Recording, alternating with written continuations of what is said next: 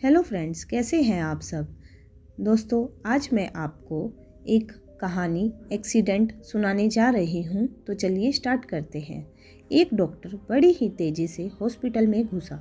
उसे किसी एक्सीडेंट के मामले में तुरंत बुलाया गया था। अंदर घुसते ही उसने देखा कि जिस लड़के का एक्सीडेंट हुआ है उसके परिजन बड़ी बेसब्री से उसका इंतज़ार कर रहे हैं। डॉक्टर को देखते ही लड़के का पिता बोला, आप लोग अपनी ड्यूटी ठीक से क्यों नहीं करते? आपने आने में इतनी देर क्यों लगा दी? अगर मेरे बेटे को कुछ हुआ तो इसके जिम्मेदार आप होंगे।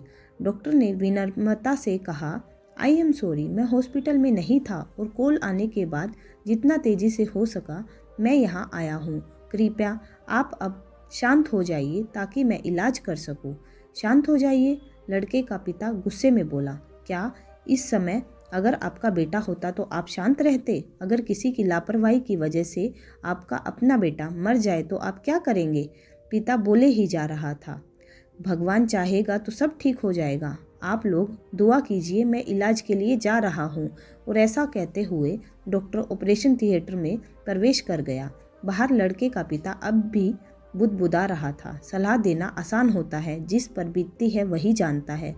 करीब 1.5 घंटे बाद डॉक्टर बाहर निकला और मुस्कुराते हुए बोला, भगवान का शुक्र है, आपका बेटा अब खतरे से बाहर है। यह सुनते ही लड़के के परिजन खुश हो गए और डॉक्टर से सवाल पर सवाल पूछने लगे। वो कब तक पूरी तरह से ठीक हो जाएगा, उसे डिस्चार्ज कब करेंगे? पर डॉक्टर जिस तेज़ी से आया था उसी तेज़ी से वापस जाने लगा और लोगों से अपने सवाल नर्स से पूछने को कहा। ये डॉक्टर इतना घमंडी क्यों है? ऐसा क्या जल्दी है कि वो 2 मिनट हमारे सवालों का जवाब भी नहीं दे सकता? लड़के के पिता ने नर्स से कहा।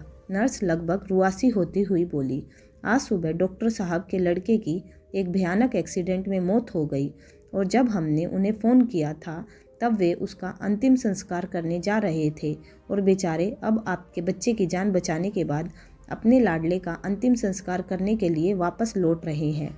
यह सुन लड़के के परिजन और पिता स्तब्ध रह गए और उन्हें अपनी गलती का एहसास हो गया।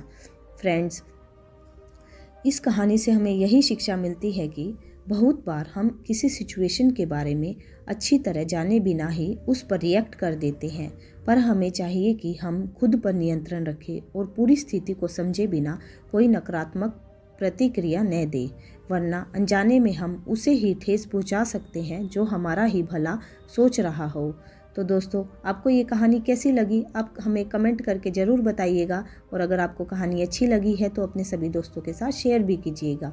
तो मिलते हैं अपनी नेक्स्ट वीडियो में एक नई कहानी के साथ। तब तक के लिए बाय।